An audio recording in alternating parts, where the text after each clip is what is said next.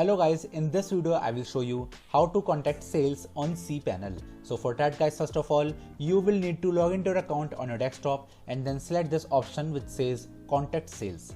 So now guys, you need to enter the subject because of which you want to contact the sales department on cPanel, and then you need to write here down the description of your cause, and then you need to write here your licensed IP address, and then you need to select on this button right here by just ticking it like this.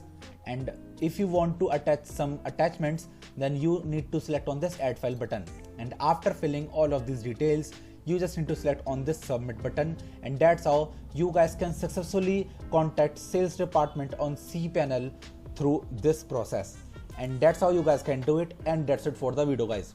If you find this video helpful, then make sure to share this video with your family and friends, and also subscribe to our channel for more such content. And thanks for watching.